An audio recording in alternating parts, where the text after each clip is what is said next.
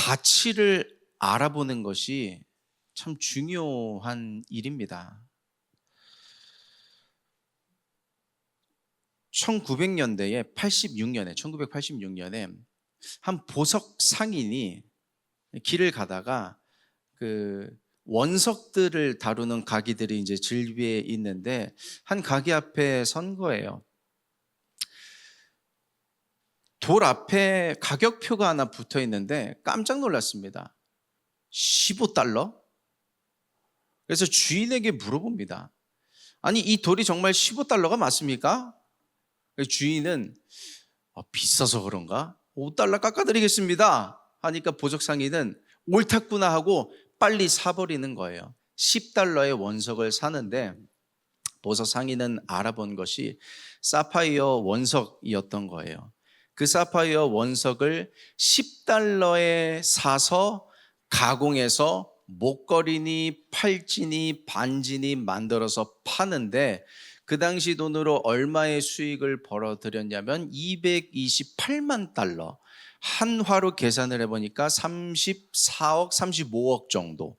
10달러에 사서 35억을 남기는 거면 굉장히 괜찮죠. 괜찮은 장사를 한 것입니다. 그 원석의 가치를 몰랐던 가게 주인에게는 단순한 조금 특이한 돌일 뿐이었던 거예요.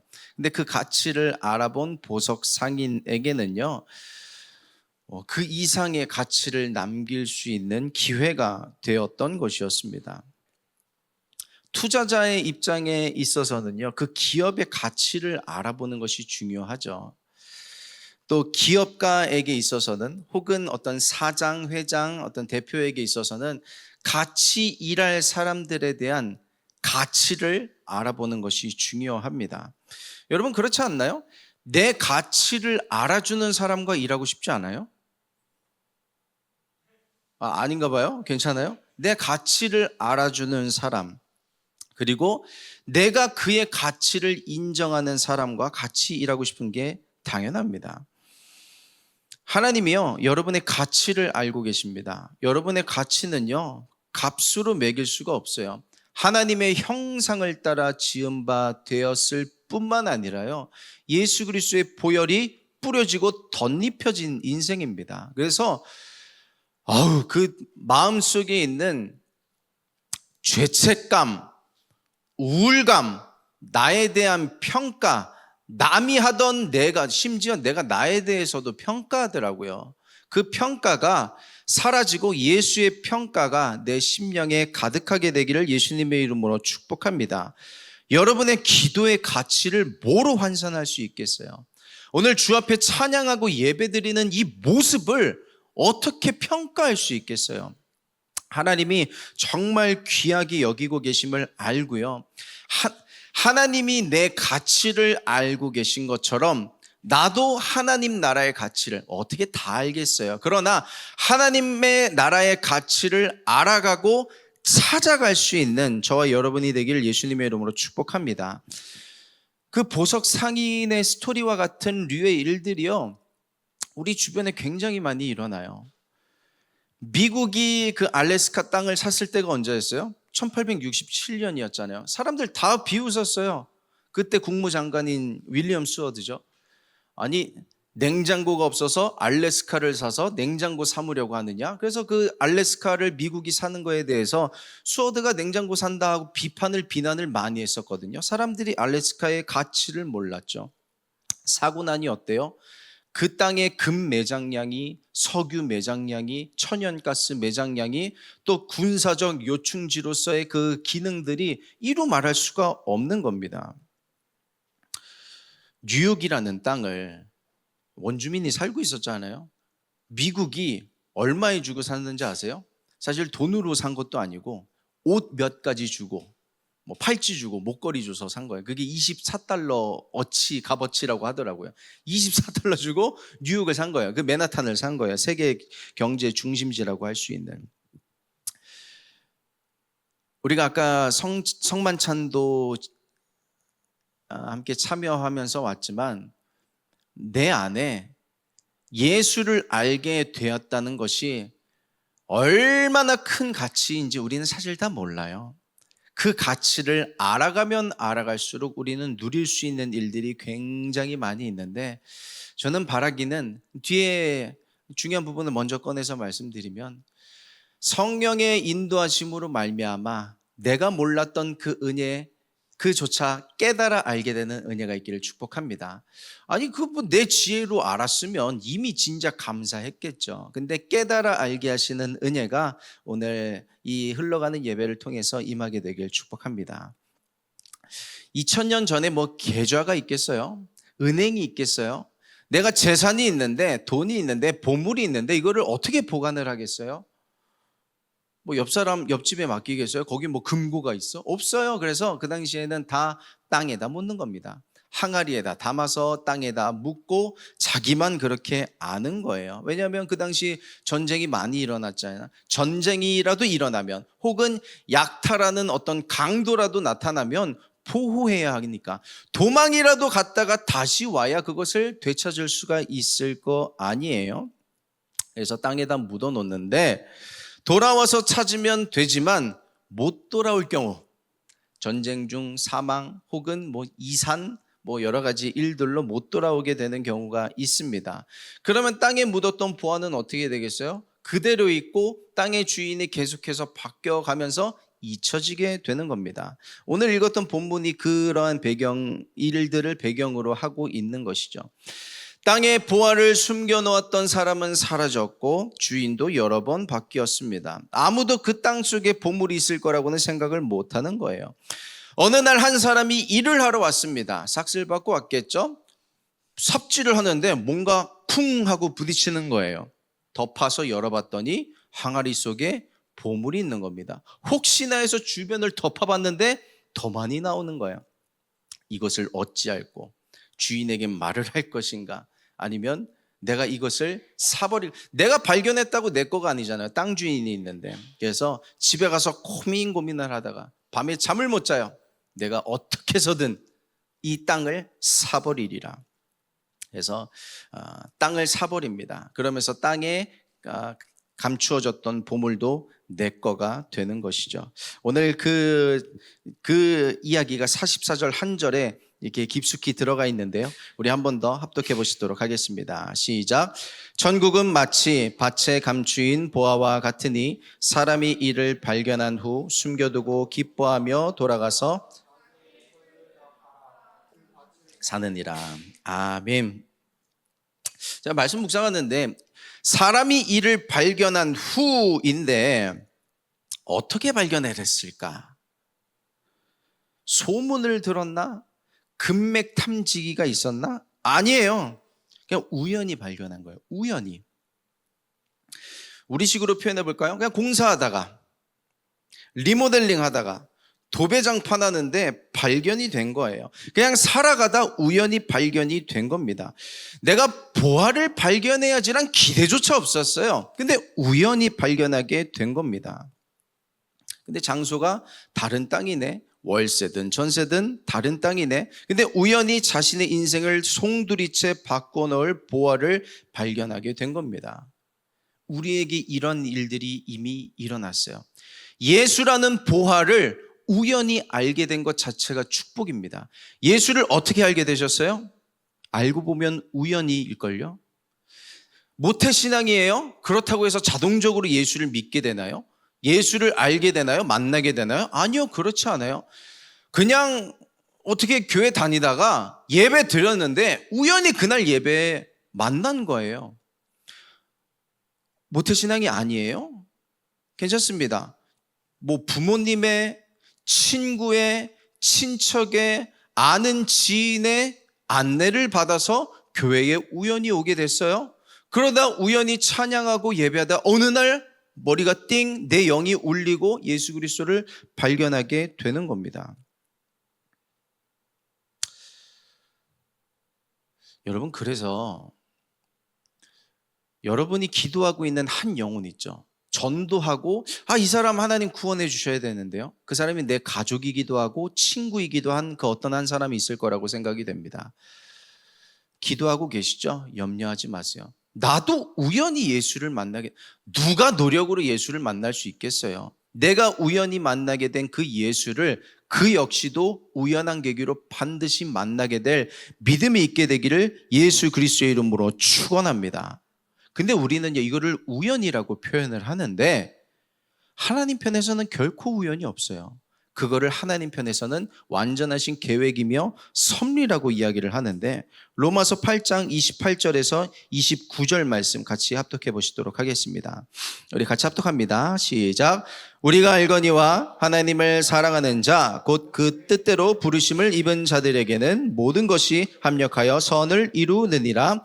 하나님이 미리 아신 자들을 또한 그 아들의 형상을 본받게 하기 위하여 미리 정하셨으니 이는 그로 많은 형제들 중에서 맏아들이 되게 하려 하심이니라. 아멘. 미리 아셨대요. 미리 정하셨대요. 사람 편에서는 우연한 일들이었는데 하나님 편에서는 계획된 축복이었던 거예요. 하나님 편에서는 계획된 축복이 우리 인간의 편에서는 우연히 발견되는 그 일들이 저와 여러분의 한 주간의 삶 가운데 앞으로 진행될 우리의 인생 가운데 계속해서 발견되는 은혜가 있기를 축복합니다. 지나온 모든 세월이 그럴 거예요. 그 학교 어떻게 들어갔어요? 뭐 유명해서 뭐 그럴 수 있겠죠. 근데 중학교, 고등학교 다 실력으로만 갔나요? 우연히 그 학교에 그 지역에 또 혹은 알게 되어서 진학을 하게 됐어요. 그 직장 어떻게 들어갔어요? 다 우연히 들어간 거예요. 그 사람 어떻게 만나셨어요? 그 배우자를 만나기 위해서, 그 남자친구, 여자친구를 만나기 위해서 5살 때부터 계획하신 분 계세요? 없을걸요? 다 우연히 만난 거예요. 우리가 교회를 만난 것도 그렇습니다. 이 말씀을 듣는 것도 다 그래요. 내 편에서는 아무런 기대감 없이 왔는데 하나님 편에서는 계획된 말씀들이 뚝뚝뚝 떨어지는 것입니다. 사업을 하면 고객이 찾아와야죠. 근데 고객이 어떻게 찾아와요? 물론 마케팅 반드시 해야겠죠? 근데 다 보면 우연한 계기로 찾아와요. 뭐 릴스에서 노출이 됐던가, 뭐 전화번호가 노출이 됐던가, 사람의 입소문을 탔던가, 그러한 우연한 계기로 노출이 되고 전화가 오고 계약이 되고 거래가 되는 겁니다. 그래서 저는 들어가는 기업 예배마다 축복을 합니다. 사람의 편에서는 우연히 그 기업의 이름이 노출되고 전화가 오는 그 우연한 축복, 하나님 편에서는 계획된 축복이 임하기를 소망합니다. 그런 기도를 합니다. 맞아요. 우리에게 이런 우연한 축복이 필요합니다. 우연한 만남이 필요하고 우연히 열어지고 우연히 알게 되고 우연히 연결되는 그런 일들이 저 여러분의 삶 가운데 충만하게 되기를 예수 그리스도의 이름으로 축복합니다. 우리 안에 이미 이루어진 그런 보화들이 있고요. 나타나게 될 밭에 감추어진 보화들이 있는데 그 보화를 그냥 가만히 있으면 얻어지나요? 가만히 우연히 발견되어졌어요. 가만히 있으면 이렇게 뚝 떨어져서 내 앞에 다가오게 되나요? 44절을 다시 볼게요. 제가 읽어드릴게요. 아까 한번 읽었으니까. 중간부터 보겠습니다. 이를 발견하고 숨겨두고 기뻐하여 돌아가서 자기의 소유를 다 팔아 그 밭을 사느니라. 보화를 발견했는데 그냥 그게 내 거가 되는 게 아니에요. 내 소유를 팔아서 그 밭을 사는 겁니다. 그럼 우리는 그것을 어떻게 살 수 있는가? 감사예요, 감사. 감사함으로 그 보물을 사는 겁니다. 왜냐하면 감사가 뭐냐면 그 보물의 가치를 인정하는 행위거든요. 우리가 값을 치를 필요가 없는 게 그 보화에 대한 모든 값을 예수 그리스도가 이미 치러 주신 거예요. 우리는 예배를 드립니다. 예배 드리기 위해서 여러분들이 헌금도 하지만 사실 이런 표현 좀 조심스러운데 헌금은 해야 됩니다. 근데 안 해도 괜찮아요. 왜요? 그 예배에 드리는 모든 예물은 예수 그리스도가 자신의 몸으로 이미 다 대신하셨거든요. 우리는 그것에 대해서 물질이 있는 곳에 마음이 있는 것이고 그 물질을 통해서 우리가 감사를 표현하는 것이죠. 그래서 우리가 그렇게 하나님 앞에 물질을 드리고 감사함으로 나아가는 것입니다. 자, 맥주 감사절입니다. 감사를 잃어버리는 것이 인간이기 때문에 하나님께서 아예 시스템으로 마련해 주셨어요. 우리가 감사를 잃어버리지 않을 수 있도록. 자, 이 맥주 감사절에 저와 여러분은 무엇으로 하나님 앞에 감사할 것인가요? 어떻게 하나님께 감사할 수 있을까요? 얼만큼의 감사를 할 수 있을까요? 우리가 오늘 생각해 보길 원하는 것은 뭐냐면, 감사는 내가 갖고 있는 것에 비례해서 하는 게 감사가 아닙니다. 많이 가졌으면 많이 감사할 수 있나요? 크리스찬의 감사는 그게 아니에요. 적게 가졌어도 이 적은 것의 가치가 크면 크게 감사할 수 있는 거예요. 많이 가졌다고 크게 감사할 수 있는 게 아니라, 남들과 비교했을 때 나는 적어요. 가진 것이 없어요. 심지어 부족해요. 부족함 가운데도 크게 감사할 수 있는 것은 그 부족함 중에 감춰 있는 보화의 가치가 크기 때문에 크게 감사할 수 있는 거예요. 내 감사가 부족한 것은 하나님께서 내게 베풀어 주신 은혜가 적기 때문이라고 생각을 하시나요? 오늘 그것을 한번 그 패러다임을 바꿨으면 좋겠습니다. 가진 것이 없고 적고 부족하지만 하나님 앞에 감사할 수 있는 것은 그 와중에 베풀어 주신 은혜가 크기 때문에, 그 와중에 숨겨져 있는 보화의 가치를 내가 발견하고 알았기 때문에 주님 앞에 감사합니다 라고 고백할 수 있는 저와 여러분 되기를 부탁드리며 축복합니다. 이 시선이 우리에게 있을 수 있다면요,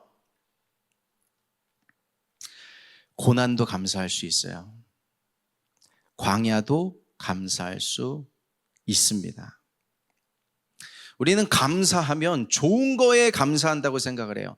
기쁜 일에 감사한다고 생각을 해요. 물론 당연하죠. 그런 일에 대해서도 감사할 수 있는데, 하나님은 어떻게 일하시냐면 응답으로만 역사하지 않으세요. 좋은 것을 허락해 주시는 것을 통해서만 일하시지 않습니다. 오히려 더 많은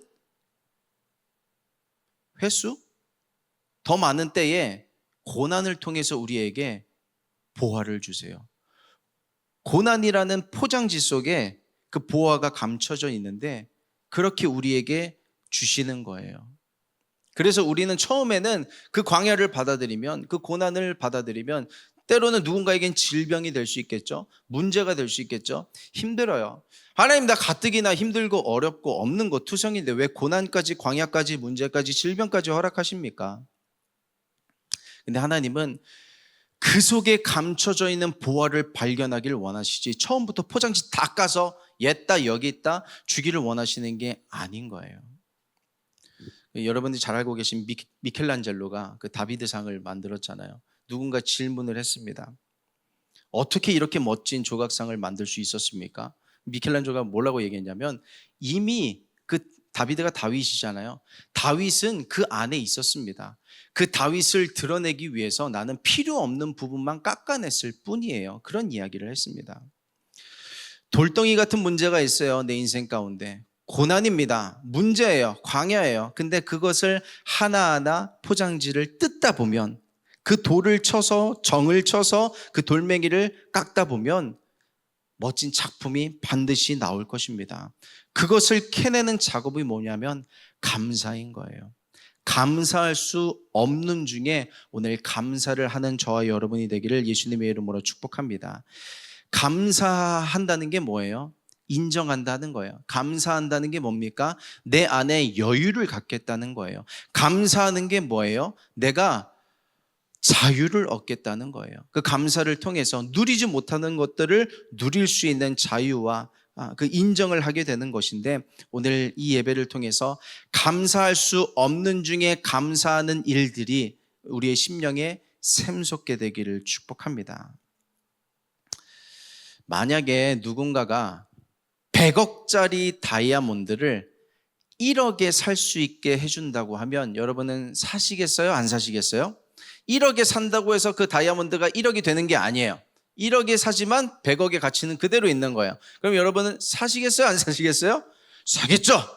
저라도 목사가 다이아몬드 사겠다고 해서 맞는지 모르겠는데 저라도 사야죠. 차라도 팔아야죠. 집은 없지만 뭐라도 팔아야죠. 심지어 누군가는 대출이라도 받을 수 있어요. 그러면 누군가는 이렇게 얘기할 수 있습니다. 미쳤어? 근데 그게 미친 거예요? 아니요. 미친 게 아니에요. 그것을 위한 뭐 대출받으라는 얘기가 아닌 거 아시죠? 뭐 우리가 초등부가 아니니까 이해하실 거라고 생각을 합니다. 그렇게까지 하는 거 아니야. 근데 세상 사람들이 우리가 예수 믿는 거에 대해서 그렇게 이야기를 한다고요. 왜 교회가 왜 그 시간에 예배드리고 찬양하고 대출까지 받아서 너 있는 거 팔아서 시간 팔아서 헌신하면서 네 건강 버려가면서 네 에너지 써가면서 왜 그러는데? 이 세상이 하는 말이라고요. 기뻐하며 그 밭을 사기 위해서 우리가 아까 찬양도 했지만 집도 팔아요, 땅도 팔아요, 냉장고도 팔아요. 근데 억지로 팔았어요? 울며 겨자 먹기로 팔았어요? 나 이거 팔기 싫은데 억지로 팔았어요? 아니요. 기뻐하면서 파는 거 이거 다 팔아도 남거든. 그렇게 기뻐하는 마음으로 희생이 아니라 기뻐하는 마음으로 더 큰 것을 발견했기 때문에 뛰어드는 것입니다. 왜 우리가 하나님께 무언가 드리는 게 아깝죠? 물질을 드리는 게 아깝고 내 시간과 에너지를 드리는 게 왜 아깝냐면 그 가치를 아직 다 발견하지 못했기 때문에 그렇습니다. 오늘 예배에 왜 나오셨어요? 어떤 마음으로 나오셨어요? 물론 우리가 구원받은 천국 백성이 된 것에 대한 감사함으로 온 것도 있지만 많은 경우에 혹시 내가 교회 안 가면, 혹시 내가 예배 안 가면 안 좋은 일이 생길까 봐 나온 분은 혹시 없으세요? 보험 들기 위해서. 여러분이 그렇다는 건 아닙니다. 네, 아실 거라고 생각을 하고요. 감사는 은혜의 가치를 아는 사람이 하는 믿음의 반응이에요. 그래서 잘 표현을 보세요. 모든 것을 다 버렸다고 하지 않았어요. 팔은 거예요. 가치를 바꾼 것입니다. 대체되는 것이죠. 더 좋은 것을 얻기 위해서 덜 가치 있다 여기는 것을 기꺼이 내려놓은 것입니다. 그래서 뭐 이렇게 우리가 이런 말씀 묵상하면 소유를 다 팔아서 그 밭을 사느니라. 그래서 팔아야 된다고 생각을 하면 우리가 더 헌신해야 된다, 더 고생해야 된다, 주님께 뭘 더 드려야 된다고 생각하기가 쉬운데 너무 귀한 태도죠. 근데 그것만이 다가 아닙니다. 뭐냐면 우리는 더 팔 필요가 없는 게 이미 예수가 자기의 몸으로 다 값을 치르신 거예요. 우리는 감사로 그 보화를 사면 되는 것입니다. 연애하고 계신가요? 누군가 마음이 아플 수 있기 때문에 연애로 하지 않고요. 누군가를 사랑해 보셨나요? 사랑하면 그 사람을 찾아가는 시간이 아깝나요? 아깝지 않아요. 그 사람에게 드리는 돈이 아깝나요? 아깝지 않아요. 그 사람에게 드리는 에너지가 절대로 아깝지 않습니다. 심지어 잠을 줄여도 괜찮아요. 억울하지 않아요. 왜냐하면 사랑하기 때문에 그렇습니다. 저는 오늘 바라기는 우리의 심령이 오늘 축복을 받아서 교회에 대해서, 예배에 대해서, 예수님에 대해서 그렇게 사랑할 수 있는 마음을 얻어갈 수 있는 우리가 되길 소망합니다. 그러면 그 천국의 보화가 내 것이 되는 거예요. 내 것 가지고는 안 되잖아요. 내 이성 가지고, 내 논리 가지고는 하나님을 그렇게 사랑할 수가 없어요. 그래서 우리는 그래서 성령의 도우심이 필요한 거예요. 내 뜻을 꺾고 내 계산기를 빼버리고 뽑아버리고 하나님의 마음으로, 하나님의 시선으로 주님을 사랑할 수 있는, 하나님은 그걸 원하시는 거예요. 계산기 뽑고 하나님 당신을 그렇게 가치 있게 여겨주시길 바라는 거예요. 그래서 오늘 내가 오늘 교회 안 나가면 조금 찝찝할 것 같은데 혹 그런 마음으로 교회에 나온 어떤 분이 계시다면 그것을 내려놓고 하나님 감사합니다. 기꺼이 기쁜 마음으로 즐거이 오늘 예배에 참여하면서 하나님을 사랑할 수 있는 저와 여러분 되기를 예수님의 이름으로 축복합니다. 모든 사람은 마지막 때에 자신의 가치가 드러나게 되어 있습니다. 그것을 오늘 우리가 읽었던 44절에서 50절까지의 본문의 뒷부분이 설명을 하고 있어요. 예수님이 그물 비유를 하십니다. 그물에 물고기가 많이 거쳤어요. 많이 잡혔습니다. 이 물고기 저 물고기 다 똑같은 줄 알았는데 아니네. 좋은 물고기와 나쁜 물고기가 구별되기 시작합니다. 우리 47절부터 50절 우리 한 번 더 같이 합독하시도록 하겠습니다. 시작. 또 천국은 마치 바다에 치고 각종 물고기를 모는 그물과 같으니 그물에 가득함에 물가로 끌어내고 앉아서 좋은 것은 그릇에 담고 못된 것은 내버리느니라. 세상 끝에도 이러하리라. 천사들이 와서 의인 중에서 악인을 갈라내어 풀무불에 던져 넣으리니 거기서 울며 이를 갈리라. 아멘. 한 그물에 다 같이 있었어요. 근데 마지막에는 반드시 구별되는 겁니다. 구분되는 거예요. 뭐로 구분이 됩니까? 무엇을 가장 가치 있게 여긴 물고기였는가가 구분이 되는 거예요. 49절이 좀 충격적이지 않나요? 천사들이 와서요, 의인과 악인을 갈라내는 게 아니고요, 의인 중에서 악인을 갈라낸대요. 예수 잘 믿는 줄 알았는데 그 중에서 갈라낸대요.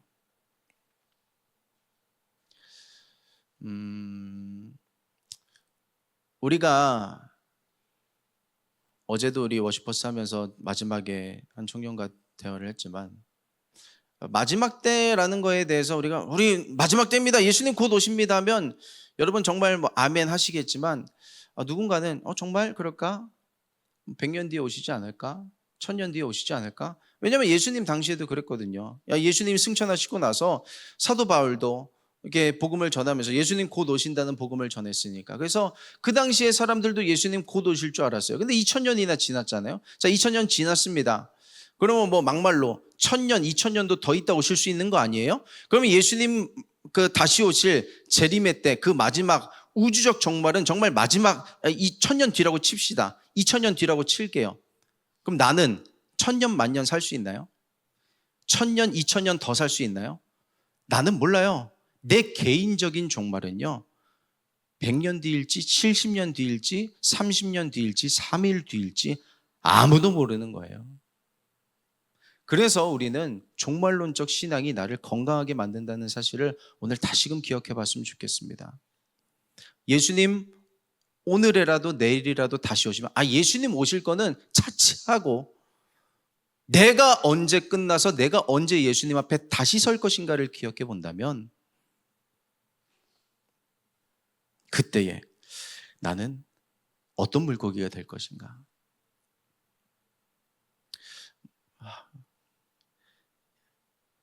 잘 전하고 잘 말씀을 가르치고 그냥 좋은 게 좋은 거야, 유야무야, 술에 술 탄 듯 물에 물 탄 듯 이렇게 신앙생활 하시면 됩니다 라고 전하면 안 되잖아요. 그래서 우리가 이런 메시지를 듣고도 또 세상으로, 내 과거로 자꾸 되돌아가려고 하는 내 어떤 본능이 있을 수 있겠지만, 말씀은 자꾸 들어야 돼요. 그 들음에서 믿음이 나게 되는 겁니다. 예수님 다시 오실 그 마지막 때에, 그리고 내 인생의 그 마지막 때에 하나님 앞에 바로 서서 내 신앙을, 내 믿음을 다시금 점검하고 제대로 설 수 있는, 감사할 수 있는 저와 여러분이 되기를 예수 그리스도의 이름으로 축복합니다.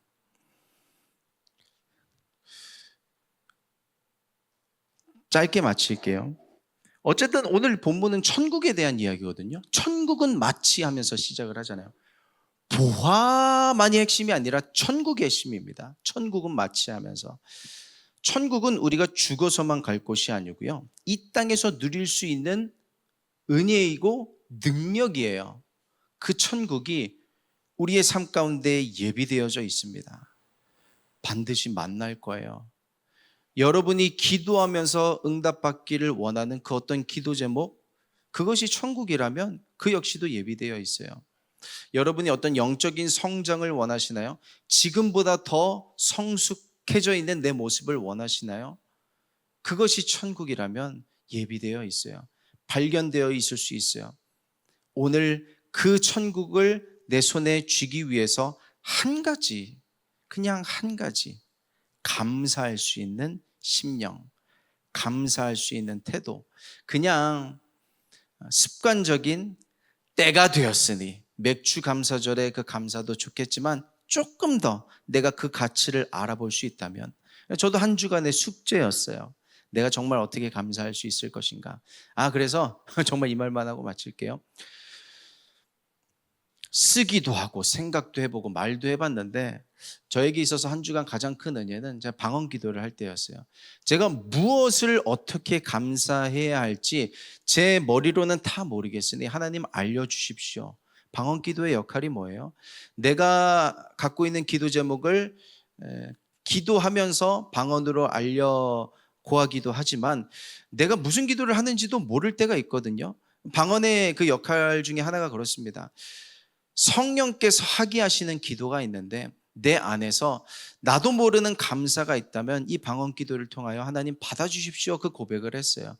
그 안에 그 방언 기도를 통해서 제게 부어주신 그 성령의 생수가 있었던 것을 저는 기억합니다. 그래서 오늘 말씀 붙잡고 찬양하고 기도하면서, 방언 기도를 할 수 있는 분들은 방언으로 기도하시면서 우리 안에 감사할 수 있는 일들을 찾아가실 수 있기를 축복합니다. 방언 기도를 못 하셔도 괜찮아요.